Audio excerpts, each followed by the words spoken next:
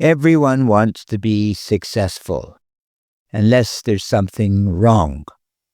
Everyone wants to find a way in life that brings them joy and fulfillment. I think these are great truisms. This is very much a part of human nature, for the most part. Few people would claim they want to be losers and end up as beggars and indigent on the streets. They want something more. When I ask my students what is their goal in life, many of them say, I want to be rich. And I say, well, will you be successful? They always are a bit puzzled. What do you mean? I'll be rich. I said, yes, yes, yes. Many people are rich, however, and they seemingly are not successful because they're miserable. They're unhappy. And as we know, Aristotle tells us that we have an opportunity in life, in my piece of life, to be happy, which obviously means successful. I think success, happiness, contentment, all similar for sure.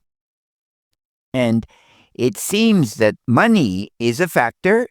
Everyone loves money for sure, but it's not enough because we also need family, we need loved ones, we need purpose, we need our relationship with God, Gaia, or the universe, friends, good friends, and we have to believe that our mission is on its way to being fulfilled. At the very least, we want to be on the path, don't we?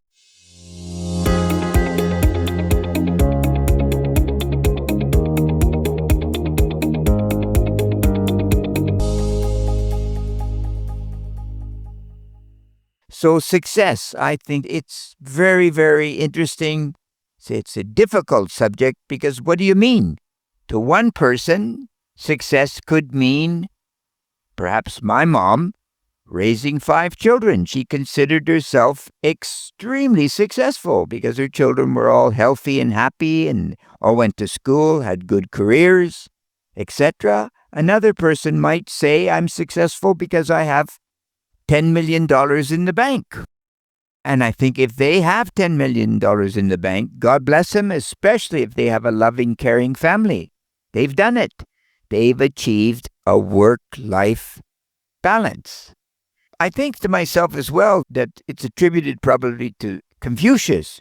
Do what you love and you will never work again. So I think also we don't want to view our time as work if we possibly can avoid it.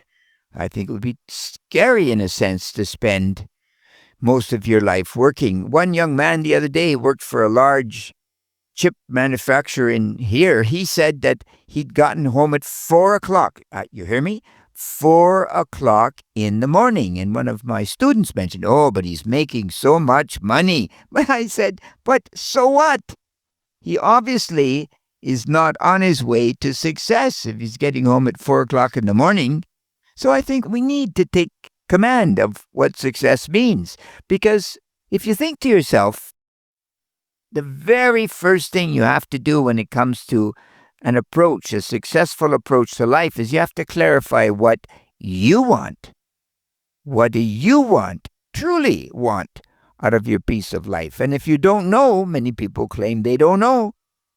Well, it's the old Emerson trick, isn't it? You got to get your notebook and you got to write in your notebook every single day. And then your mission undoubtedly will come to you. Prioritize what matters to you, right?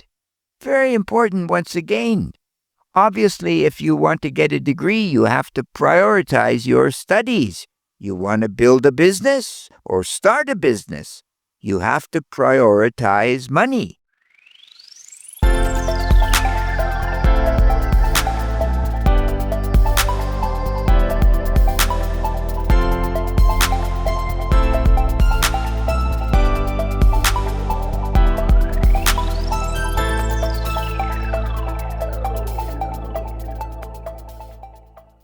I was listening the other day to an interview by a billionaire who said essentially, if you imagine that you can go to work at 8 and come home at 5 and you're going to build a multinational, very successful company, you can forget it. It's just not real. And then, of course, we need a plan, don't we? A plan for my life. And I don't mean a foolish plan. I'm going to do this, I'm going to do that. A real plan. How am I going to eventually plot a successful path for my future? And a lot of it, for sure, has to do with training, doesn't it? You've got to really be serious about wanting to train yourself, not just go to school. School's great. I love school. I was there a long time. But when I left school, the experience was far more valuable. What school taught me was to learn how to learn. Degrees are great. Degrees are wonderful, but they certainly are just the theoretical, aren't they? The theoretical. And we got to set some deadlines. And they say 0 to 30, I'm building a career. 30 to 60, I'm nurturing that and expanding it. And then at 60, I'm on my way to infinity. So I should make a statement at that point, right? So you need these benchmarks. You need these deadlines. And then, gotta remember, life's fickle. Bad things could happen. They just could. And you have to find a way that you're capable to respond without being a victim. How many people have I spoken to that were down and out, that told me a story? I lost my money, I lost my wife, I lost this, lost that, and now poor me. And if you allow your spirit to be broken, it is very, very hard to get it back. So don't allow that. Be optimistic. And I don't mean be naive, but say there's always another day, especially if I have expertise. And then we also have to know, I guess, in a way, when to say no. No to bad relationships. No to abuses that alleviate stress like drugs and alcohol. No to weight. We have to really view the body and view the mind as temples and great, great attributes on my way to success, right?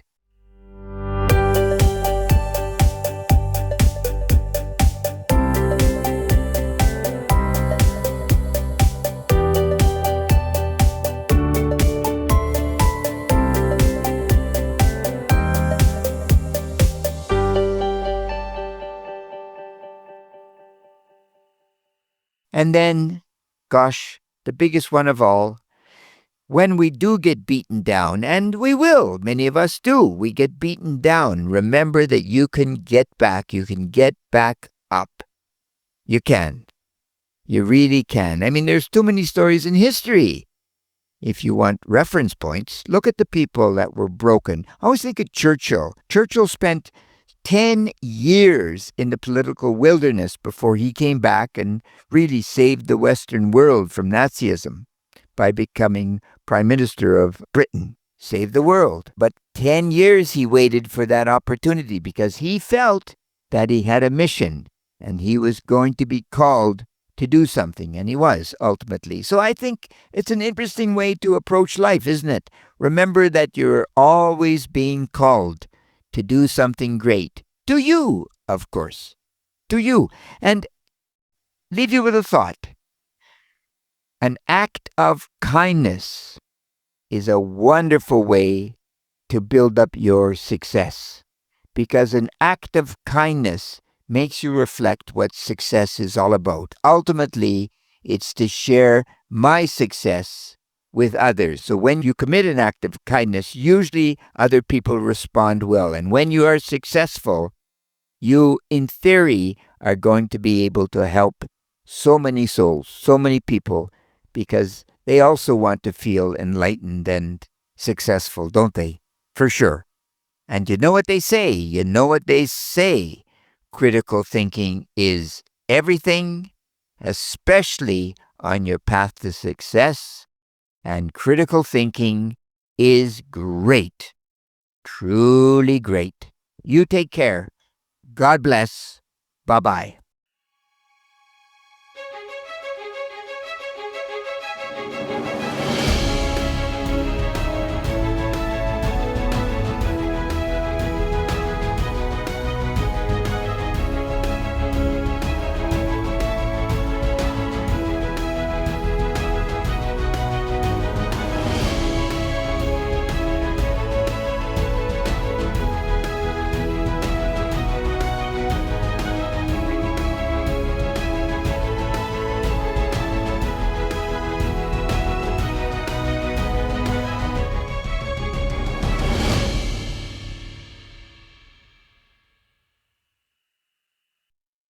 Hello, this is Leon here. This is our seventh day on the El Camino. It is the 28th of June.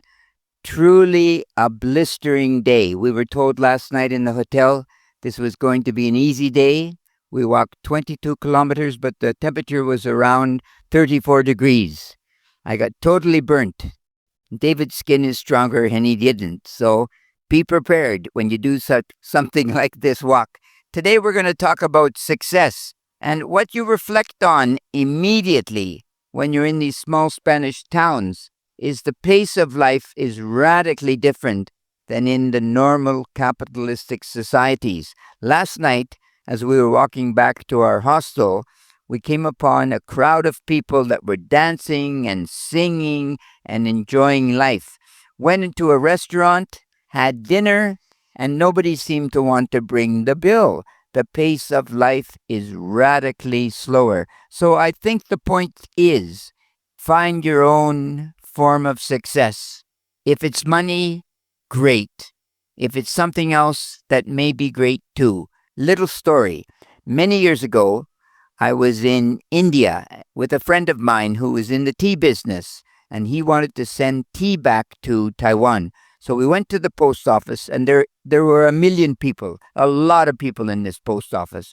We got in the line, and as we're getting closer in the line, maybe 20 people away from the teller, from the clerk, I noticed that the woman was an extremely good-looking Indian woman, dressed very well in a sari, quite stunning for the bureaucratic environment. Eventually, we got to the front of the line and to her, and she's processing my friend's order.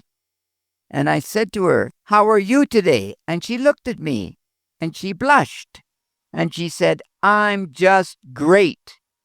And I was shocked.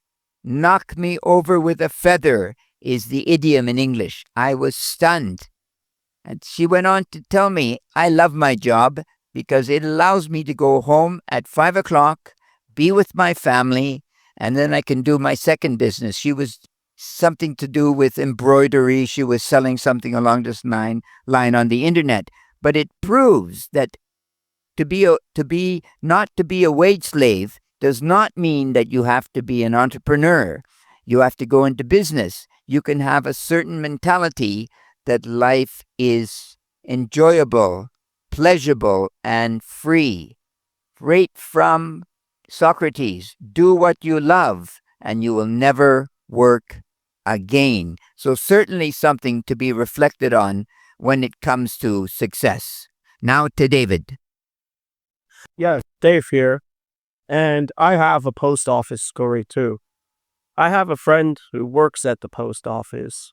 And I remember when he first started working there, he was quite happy all the time and very eager to do everything, eager to talk to the customers. And he was just very cheerful.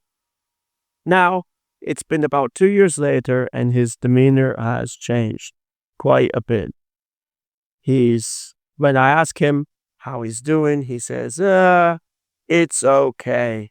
I'm tired. I'm glad it's Friday. And I think to myself, what has changed here? Here's a man who is working what would be considered a successful job in Taiwan. He has a government job. He will get the pension. He's set for life. But he's obviously not very happy. Why? Because he's successful based off of another person's definition of success.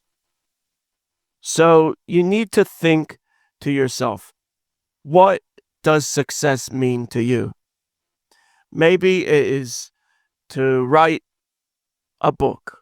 Maybe you can find your success as an entrepreneur, or just doing a job that you truly love. It doesn't really matter how other people define success. If you enjoy what you're doing, you've found success for yourself. So how do you find this thing called success? Well, I think it is required. Work is required here. You must take your notebook out and you must write in your notebook every single day, the day and the date. And in your notebook, you draw a line, what I'm good at, what I'm bad at, and you add to this on an ongoing basis. This becomes your success page. And I believe that all the answers lie within if we're willing to spend the time to find out who I am, right? And this is very much apparently the message of the El Camino walk. Who am I? What do I want out of my piece of life? Because, of course, all of us ultimately, we want to be happy. And Aristotle tells us, like I said the other day, that this is possible, but not without work, because it is a process. Happiness is a process. It is very, very easy to be unhappy, and it's very, very hard to be happy, to be successful. So you think about this. So you take care. God bless. Bye bye. Bye bye.